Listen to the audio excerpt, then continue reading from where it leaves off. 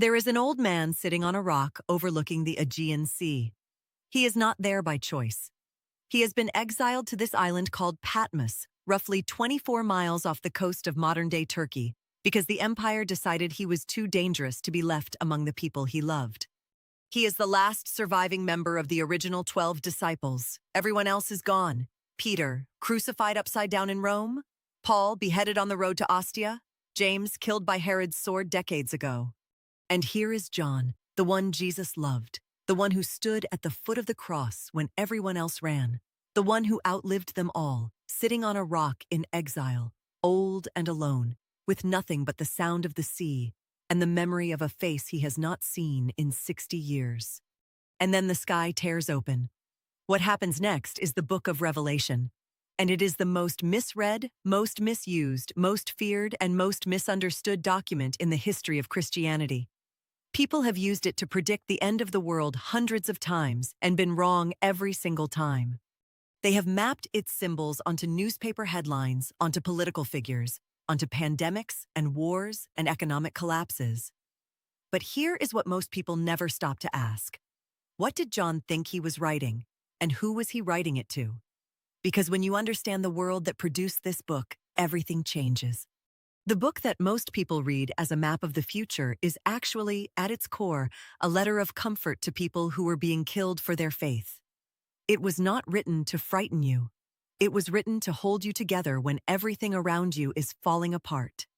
The year is approximately AD 95. The emperor of Rome is a man named Domitian. He has turned emperor worship into official policy. He has demanded to be worshipped as a god, not honored, not respected, worshipped. He has taken the title Dominus et Deus, Lord and God. He expects every citizen of the empire to burn incense before his image and declare that Caesar is Lord. For most people in the Roman Empire, this was not a problem. The Romans were religiously flexible, but for Christians, it was an impossible demand, because they had already given that title to someone else. Jesus is Lord, not Caesar. And so when the empire demanded its incense, the Christians said no, and the empire responded with violence. And into that world, into those communities of terrified, grieving, exhausted believers scattered across the Roman province of Asia Minor, comes a letter. From John, written in coded symbolic language, recognizable to Jewish readers but mystical poetry to any Roman official who intercepted it. The code was not accidental. It was protective. This is a letter written in wartime, and it begins with the simplest possible greeting. Grace and peace to you from him who is and who was and who is to come. Not terror, not a warning, grace and peace. That is how this book opens. That is the emotional key to everything that follows. John tells us he was on Patmos on the Lord's Day when he heard behind him a voice like a trumpet, and he turned around. He saw 7 golden lampstands, and standing in the middle of them, someone like a son of man. His head and hair were white like wool, as white as snow. His eyes were like blazing fire. His feet were like bronze glowing in a furnace. His voice was like the sound of rushing waters. In his right hand he held 7 stars, and out of his mouth came a sharp double-edged sword. His face was like the sun shining in all its brilliance. John's response: when I saw him, I fell at his feet as though dead. This is not the gentle Jesus of the children's picture books. This is the risen and glorified Christ in his full authority, and the sight of him is overwhelming. John, the one who had leaned against Jesus at the Last Supper, falls down like a dead man. But then he does something. He places his right hand on John and says, "Do not be afraid. I am the first and the last. I am the living one. I was dead, and now look, I am alive forever and ever. Do not be afraid." It is the first thing the risen Christ says to his exiled servant, and it is the emotional foundation on which the entire book is built. Before the visions begin in earnest, Christ dictates 7 letters to 7 specific churches in Asia Minor: Ephesus, Smyrna, Pergamum, Thyatira, Sardis, Philadelphia, and Laodicea. These were real churches in real cities, arranged in a rough circular route that a letter carrier would have traveled. Each letter is a personal diagnosis. Each one still speaks. Ephesus has lost its first love. They are doctrinally sound but spiritually cold. They are doing all the right things, testing false apostles, enduring hardship, holding the line on doctrine, but they are doing it without love. Christ's word to them is precise. You have forsaken the love you had at first. Smyrna is suffering. Christ's word, do not be afraid of what you are about to suffer. Be faithful, even to the point of death, and I will give you life as your victor's crown. Not a promise of escape, a promise of presence. The suffering won't be avoided. But it is not the end of the story. Pergamum is in a spiritually dangerous city, a place Christ calls where Satan's throne is. The great altar to Zeus dominated the skyline. The pressure to accommodate, to participate, to find a middle ground was immense. And some in the church had started to compromise. In Thyatira, the church was prosperous but spiritually compromised, tolerating false teaching for the sake of economic convenience, comfortable at the table of the world and the table of the Lord at the same time. What looked like wisdom to the outside world Christ names as spiritual adultery. Sardis has a reputation for being alive, but is spiritually dead. I know your deeds, Christ says. You have a reputation of being alive, but you are dead. The building is full, the programs are running, the lights are on, but something vital has gone out. Philadelphia has little strength but has kept the faith. Christ has no rebuke for this church, none. Only this promise. I have placed before you an open door that no one can shut. The smallest, weakest, least impressive church gets the biggest promise. And Laodicea, wealthy, comfortable, and self-sufficient. Chapter 3, verse 16. Because you are lukewarm, neither hot nor cold, I am about to spit you out of my mouth. They have everything they need and think they need nothing. That is precisely the spiritual danger. But then immediately, one of the most tender invitations in the entire Bible. Here I am. I stand at the door and knock. If anyone hears my voice and opens the door, I will come in. Even the most spiritually bankrupt church still gets a knock. Not a battering ram, a knock. The initiative is always his. The door can still be opened. After the 7 letters, the scene shifts dramatically. A door opens in heaven, and John is invited to come up and see.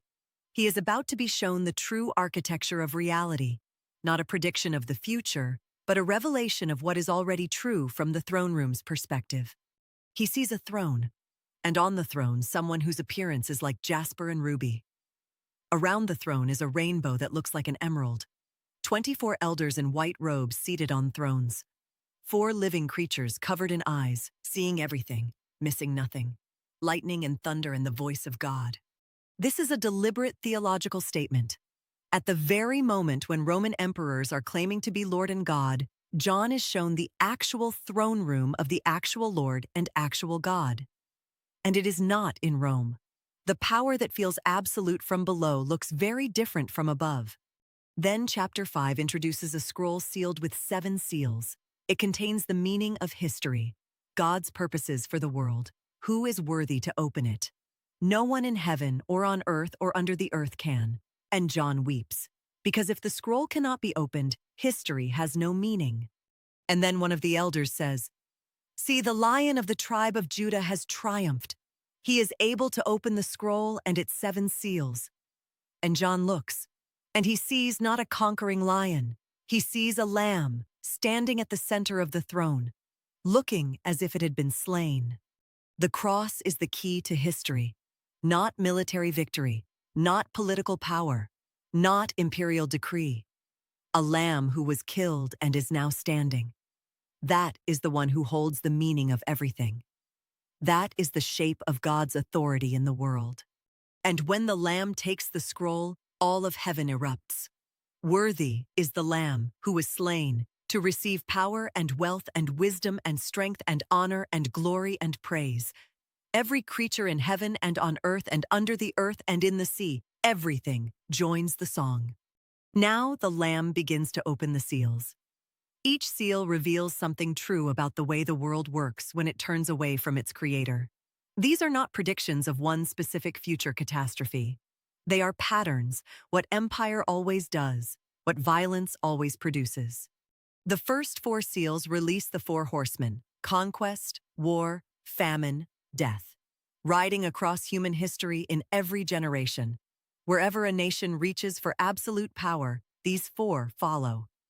They followed Rome. They follow every empire after it. These are not a one-time future event. They are a pattern.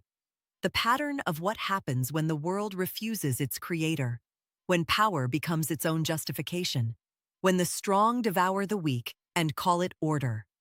The horsemen are not predictions. They are diagnoses.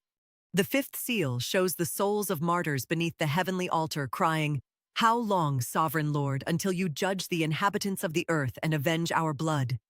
These are real people, named by God, held by God, crying out to God from the place just under the altar, and God hears them. And they are given white robes and told to wait a little longer. The empire threw their bodies to the arena floor. Heaven dresses them in white and calls them witnesses. What the empire called disposal, God calls testimony. Every death suffered for faithfulness is remembered. None is wasted. The sixth seal brings cosmic upheaval. The sun turns black. The moon turns blood red. The stars fall like figs shaken from a tree. The sky rolls up like a scroll. Every mountain and island is moved from its place. The created order itself responds to what is happening. And the kings of the earth, the generals, the wealthy, the powerful, hide in caves, calling for the mountains to fall on them. Not to escape an army, to hide from a face, the face on the throne. Power that has no fear of anything else turns out to be terrified of accountability. Chapter 7 shows the 144,000 sealed servants, a symbolic completeness. 12 tribes, 12 apostles, 12 times 1,000. The full people of God, marked and protected for their purpose. No one who belongs to God will be lost in what is coming. The seal is not a guarantee of comfort. It is a guarantee of belonging. And then a great multitude no one could count, from every nation, tribe, people, and language, standing before the throne and before the Lamb, wearing white robes, holding palm branches. This is the answer to the question the empire was trying to answer by force. Unity is not achieved through conquest, it is given by the Lamb. And one of the elders gives the answer that has carried grieving people for 2,000 years. He will wipe every tear from their eyes, not some tears. Every tear, not eventually, in a vague spiritual sense, personally, directly. He will wipe every tear from their eyes. The seventh seal opens, and there is silence in heaven for about half an hour. The silence before the storm. All of heaven holds its breath. Everything that has come before was preparation. What comes next is the full response of God to the suffering of his people. Then 7 angels with 7 trumpets appear. Each trumpet blast sends another wave of judgment into the earth, hail and fire mixed with blood, a blazing mountain cast into the sea, a falling star called wormwood, darkness covering a third of the sun, moon, and stars. These images are drawn directly from the plagues of Egypt. John is telling his readers, what God did in Egypt, he is doing again. He is confronting the new Egypt, which is Rome. The same God who heard the cries of slaves and acted is hearing the cries of his people now and acting. The trumpets are warnings, not final judgments. 1/3 of the earth, 1/3 of the sea, 1/3 of the stars. Not everything. Not yet. These are mercy shots. Invitations to turn before the full weight of consequence arrives. Chapter 10 introduces a mighty angel standing with 1 foot on the sea and 1 foot on the land, holding an open scroll. The angel's voice is like the roar of a lion. 7 thunders speak, and John is told to eat the scroll.